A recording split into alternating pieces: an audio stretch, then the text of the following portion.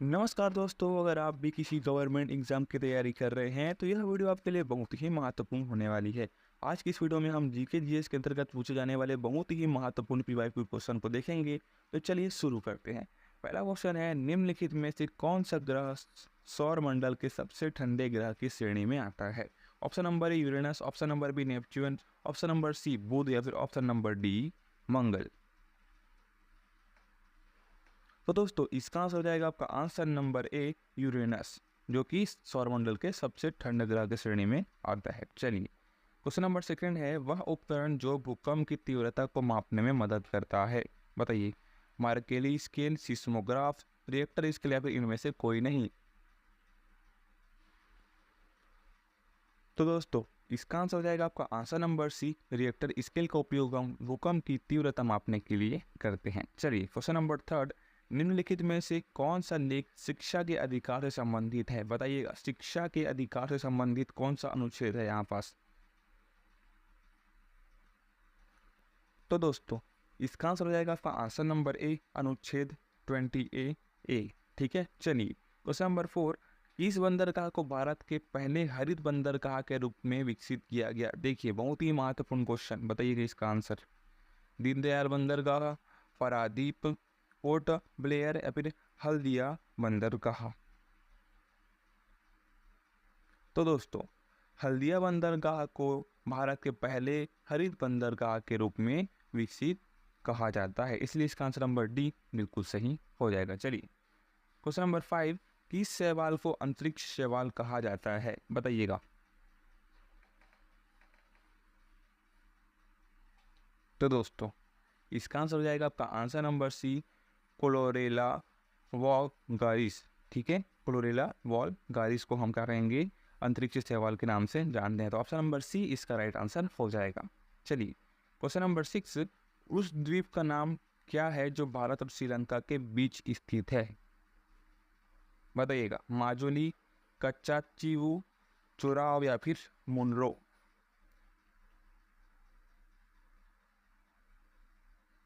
तो दोस्तों इसका आंसर हो जाएगा आपका आंसर नंबर बी, कच्चा थीवू, जो कि है भारत और श्रीलंका के बीच का द्वीप है। ठीक है, इसलिए इसका आंसर बी बिल्कुल सही हो जाएगा। चलिए क्वेश्चन नंबर सेवन है, भारतीय रिजर्व बैंक आरबीआई के पहले भारतीय गवर्नर कौन है? Option number A C D Deshmukh, option number B Sukumar Sen, option number C Amartya Sen या फिर option number D C Rajagopalachari.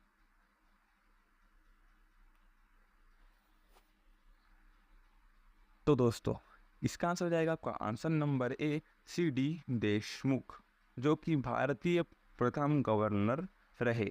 ठीक है।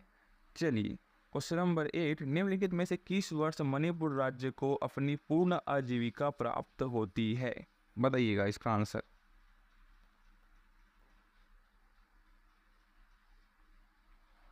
तो दोस्तों इसका आंसर हो जाएगा आपका आंसर नंबर डी, 21 जनवरी 1972 को मणिपुर राज्य को अपनी पूर्ण जीविका प्राप्त हुई। ठीक है, आंसर नंबर डी इसका राइट आंसर हो जाएगा। चलिए क्वेश्चन नंबर नाइन, कौन सा विटामिन न्यूक्लिक एसिड और लाल रक्त कोशिकाओं के निर्माण में मदद करता है, बताइएगा।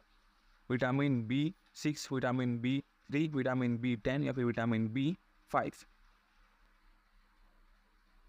तो दोस्तों इसका आंसर हो जाएगा आपका आंसर नंबर सी, vitamin B10।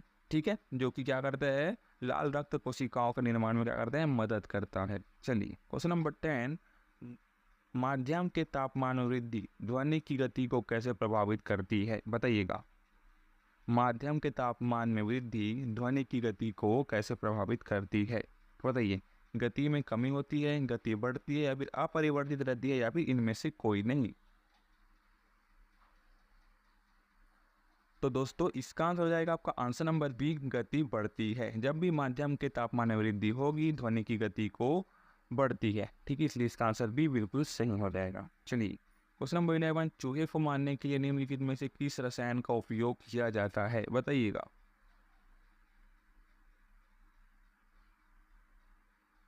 Magnesium sulphate, calcium carbonate, zinc phosphide या फिर पोटेशियम एल्यूमिनियम सल्फेट।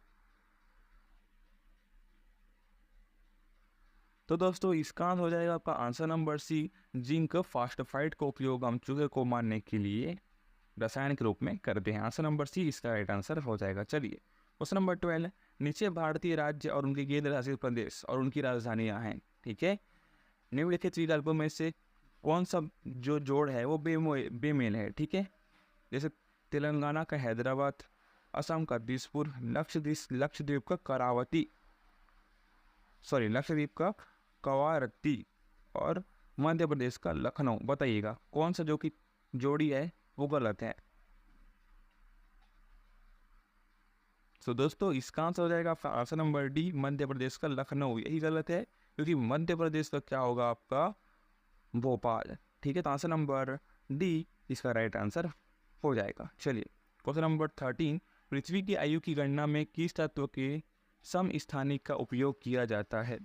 पृथ्वी की आयु की गणना में किस तत्व के समस्थानिक का उपयोग किया जाता है। बताइएगा। Option number A cobalt, option number B carbon, option number C sodium या फिर ऑप्शन नंबर डी रेडियम। तो दोस्तों इसका आंसर हो जाएगा आपका answer number B carbon. Carbon का उपयोग हम पृथ्वी की आयु की गणना में समस्थानिक प्रयोग के लिए करते हैं। आंसर नंबर बी इसका राइट आंसर हो जाएगा। चलिए क्वेश्चन नंबर 14, किस वायसराय को भारतीय रेलवे का जनक कहा जाता है। देखिए बहुत इंपॉर्टेंट क्वेश्चन, किस वायसराय को भारतीय रेलवे का जनक कहा जाता है। Lord Dufferin, Lord Dalhousie, Lord Hardinge या फिर इनमें से कोई नहीं। तो दोस्तों इसका आंसर हो जाएगा आपका answer number B, Lord Dalhousie को हम भारतीय रेलवे का जनक कहा जाता है। चलिए दोस्तों ये सभी क्वेश्चन जो कि है PYQ है, या मतलब आप किसी भी एग्जाम में पूछे गए हैं जीके जीएस के अंतर्गत, इसलिए इसको केयरफुली तरीके से आप अटेम्प्ट कीजिए जिससे आपका जीके जीएस मजबूत हो सके। ठीक है, चलिए क्वेश्चन नंबर 15, निम्नलिखित में से कौन सी चिली की मुद्रा है। बताइएगा चिली की मुद्रा कौन सी है। पेसो है, यूरो है, डॉलर है या फिर पाउंड है। तो दोस्तों देखिए चिली की जो मुद्रा है वो है आपकी पेसो। तो आंसर नंबर ए बिल्कुल सही हो जाएगा। चलिए क्वेश्चन नंबर 16, लखनऊ से 1857 के विरोध का नेता कौन था। बताइएगा, अच्छा क्वेश्चन है बहुत। लखनऊ से 1857 के विरोध का नेता कौन है। तात्या टोपे, रानी लक्ष्मीबाई, नाना साहब या फिर बेगम हजरत महल। तो दोस्तों इसका आंसर हो जाएगा आपका answer number D, Begum Hazrat Mahal, जो कि थे लखनऊ के 1857 विद्रोह का क्या था, नेता था। ठीक है, चलिए क्वेश्चन नंबर 17, वह थियोसॉफिकल सोसाइटी की स्थापना करने वाले प्रसिद्ध नेता थे। बताइए, मतलब थियोसॉफिकल सोसाइटी की स्थापना करने वाले नेता का क्या नाम था। बताइएगा, स्वामी विवेकानंद था, सैयद अहमद खान था या फिर HP ब्लावात्स्की था या फिर आत्माराम पांडुरंग था। बताइए। तो दोस्तों इसका आंसर हो जाएगा आपका answer number C, HP Blavatsky. ठीक है, आंसर नंबर सी इसका राइट आंसर हो जाएगा। चलिए question number 18, quantum theory of radiation का आविष्कार किसने किया था। बताइएगा, option number A Niels Bohr, option number B Planck, option number D Rutherford या फिर option number D JJ Thompson.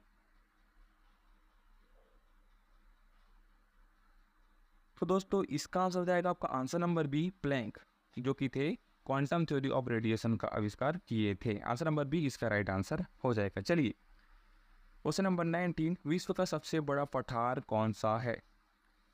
Mexico का पठार, दक्कन का पठार, अरब का पठार या फिर तिब्बती पठार। बताइएगा इसका आंसर। तो दोस्तों इसका आंसर हो जाएगा आपका आंसर नंबर डी, तिब्बती पठार, जो कि था विश्व का सबसे बड़ा पठार है। आंसर नंबर डी इसका राइट आंसर हो जाएगा। चलिए आज का लास्ट क्वेश्चन देखते हैं दोस्तों, निम्नलिखित तत्वों में से कौन सा तत्व हवा में एक प्रमुख अनुपात में मौजूद है। बताइएगा, प्रमुख अनुपात में ना, ऑक्सीजन, नाइट्रोजन, कार्बन डाइऑक्साइड या फिर ऑर्गन। प्रमुख मतलब कि ज़्यादा अनुपात में है ये। ठीक है, मतलब सिंपल से बात बताऊं तो कि कौन सी जो कि हवा है वो हमारे वायुमंडल में सबसे अधिक मात्रा में है? बताइएगा कौन सी जो हवा है वो हमारे वायुमंडल में अधिक मात्रा में है, यही इस क्वेश्चन में पूछा गया है। तो दोस्तों इसका आंसर हो जाएगा आपका answer number B, nitrogen. 78 point कुछ है इसको, ठीक है, तो इसका आंसर बी बिल्कुल सही हो जाएगा। चलिए दोस्तों आज के लिए बस इतना ही। मैं मिलता हूँ आपको इसकी नेक्स्ट टॉपिक में अगले इंपॉर्टेंट टॉपिक के साथ। तब तक के लिए जय